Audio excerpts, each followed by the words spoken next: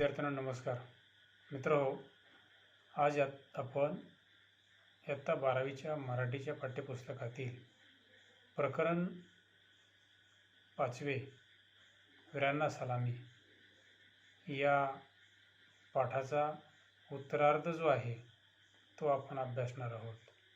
यापूर्वीच्या 2 व्हिडिओमध्ये आपण या असणाऱ्या पाठाचा पूर्वार्ध अभ्यासलेला आहे.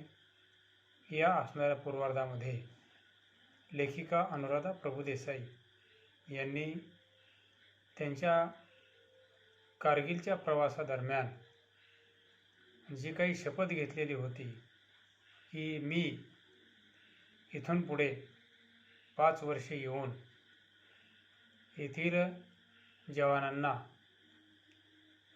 रक्षाबंधन किंवा तत्सम स्वरूपाचे असणारे कार्यक्रम करेल, याबरोबरच कारगिलमधील शहीद झालेल्या जवानांना श्रद्धांजली अर्पण करेल. तर अशा प्रकारचा असणारा हा जो काही मनोदय व्यक्त केलेला होता, तो मनोदय व्यक्त करण्याची जी काही शपथ घेतलेली होती विजयस्तंभाच्या साक्षीनं, त्या शपथपूर्तीच्या वाटेवरचा प्रवास म्हणजे हा लेख आहे. या लेखामध्ये आपण आतापर्यंत अभ्यासलेला आहे. आपल्या लेखिकेला 14 कोर नावाची जी काही रेजिमेंट आहे, या 14 कोरकडून जे सहकार्य मिळत गेलं आणि त्या सहकार्यामुळे लेखिकेला द्रास, कारगिल, नुब्रा व्हॅली, पेंगॉन लेक अशा प्रकारचा असणारा हा जो प्रवास आहे, तो प्रवास करण्यात कुठल्याही स्वरूपाच्या अडचणी आल्या नाहीत. ज्या अडचणी आल्या त्या अडचणी लष्कराकडून सोडवल्या गेल्या आणि त्यामुळं लेखिकेचा प्रवास आणि शपथपूर्ती ही अगदी सुलभ झालेली होती. त्यामुळे कसली जरी अडचण आली तरी आपले सैनिक आपल्या सेवेसाठी तत्पर असतात, याचा विश्वास सैनिकांनी लेखिकेला दिलेला आहे आणि लेखिकेलाही सैनिकांचा विश्वास आलेला आहे. आणि अशा प्रकारे त्यांची असणारी शपथपूर्ती ही पुढे चालत आलेली आहे. पुढच्या असणाऱ्या त्यांच्या प्रवासामध्ये कर्नल झा साहेबांनी सांगून टाकलेलं होतं की माझी आता बदली होणार आहे आणि त्यामुळे माझ्या जागी दुसरे कर्नल साहेब येणार आहेत. कारण लेखिकेचं आणि 14 कोरचं नातं हे अतूट झालेलं होतं. लेखिकेला पुढच्या असणाऱ्या प्रवासामध्ये ज्या काही अडचणी येणार किंवा ज्या काही परवानग्या आहेत, त्या परवानग्या या 14 कोरमधून मिळत असायच्या. तरी परंतु कर्नल झा साहेबांनी सांगून टाकलेलं होतं की माझ्या जागी कोणी जरी अधिकारी आले आणि कोणी जरी त्या ठिकाणी माणूस आला तरी तुम्हाला सर्व प्रकारच्या सुविधा या पूर्वीप्रमाणेच मिळतील.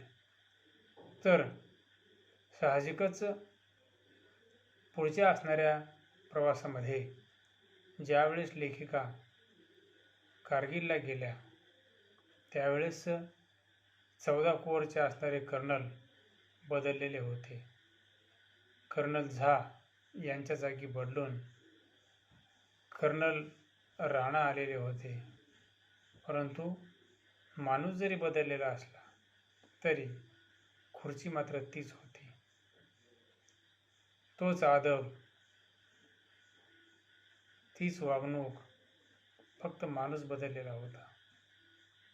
अगदी राणासाहेबसुद्धा तितक्याच असणाऱ्या तळमळीनं आणि आत्मीयतेने बोलत होते. सैनिकांच्या जीवनाविषयी सांगत होते.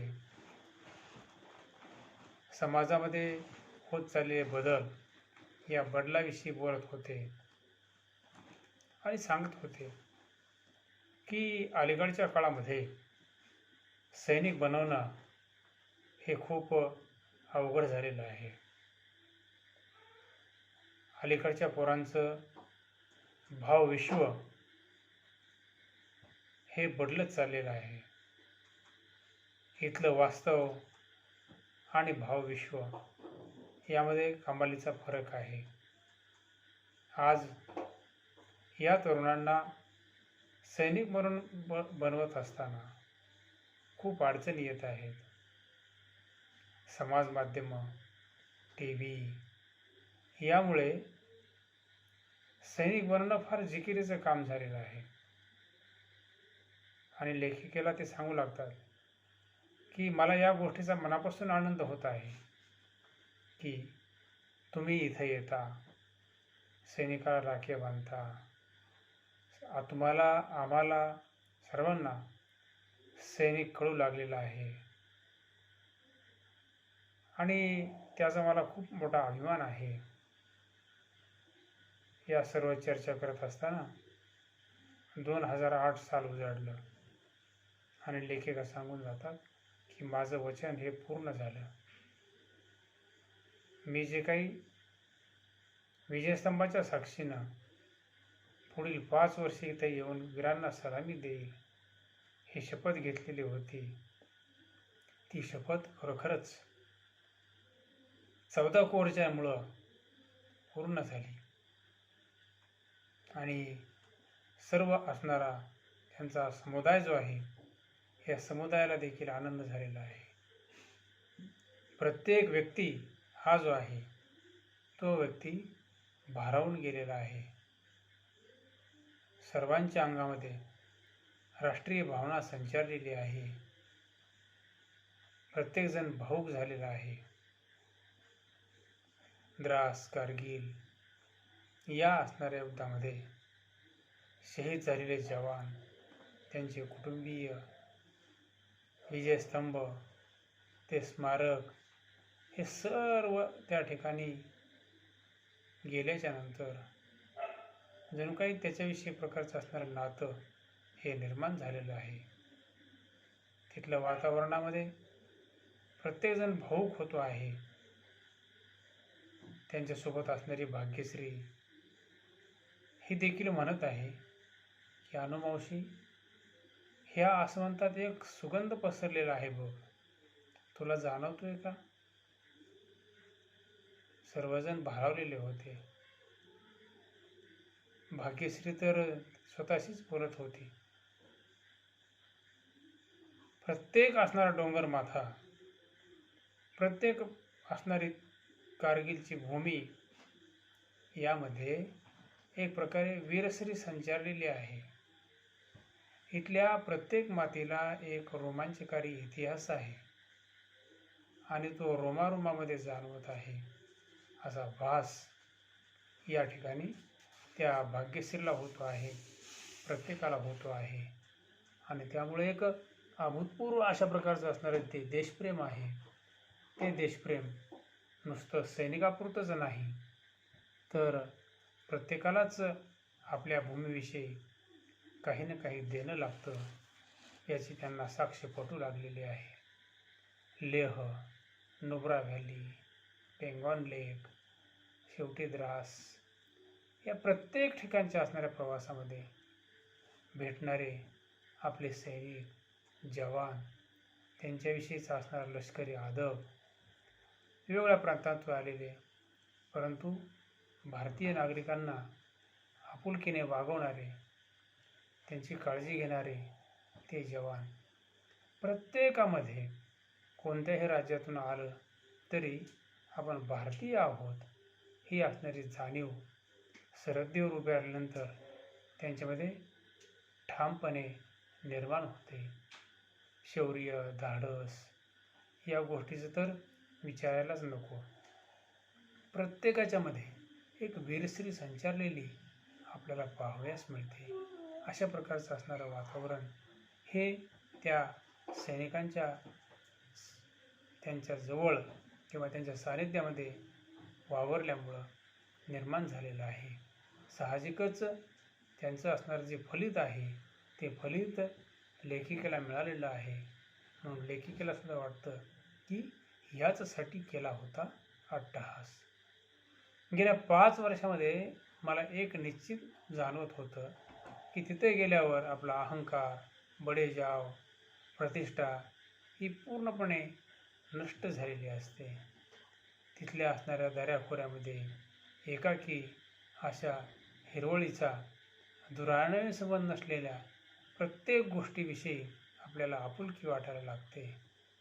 आपली माणसं भेटल्याचा एक आनंद आणि गहिवर दाटून येतो. आपल्या सैनिकाबद्दल आपण कृतज्ञता बाळगली पाहिजे. अतिशय प्रतिकूल परिस्थितीमध्ये आपले सैनिक आपल्या देशाच्या सेवेसाठी, आपल्या नागरिकांच्यासाठी ठामपणे उभे असतात. त्यामुळं आम्ही गेली 5 वर्ष रक्षाबंधनासाठी लडाखला येत होतो. त्याचं अप्रूप कुशल ठाकूर यांना खूप वाटत असे आणि म्हणून कुशल ठाकूर हे खास भेटायला यांच्या चमूला आलेले होते. कुशल ठाकूर म्हणजे 1999मध्ये कारगिल युद्धाच्या वेळी तोलोलिंग फत्ते करणारे त्या योजनेचे शिल्पकार होते आणि आम्ही 5 वर्ष सैनिकांना भेटण्यासाठी येतो याबद्दल त्यांना खूप आनंद झालेला होता आणि ते देखील भेटायला आलेले होते आणि आमच्यासोबत त्यांचा संवाद सुरू झालेला. ब्रिगेडियर ठाकूर यांनी आम्हाला आमचं खूप मोठं अभिनंदन केलं. तुम्ही 5 वर्षाचा वादा पूर्ण केलात याबद्दल पुनश्च एकदा अभिनंदन. पण माझा प्रेमाचा, वयाचा अधिकार वापरून तुम्हाला सांगतो, तुम्ही हे मिशन बंद करू नका. नेहमी या. आमच्या तरुण जवानांना भेटा. त्यांचा हौसला बुलंद करा. तुमच्या शहरातील कुशाग्र बुद्धीच्या मुलांना सांगा, आम्हाला त्यांची गरज आहे.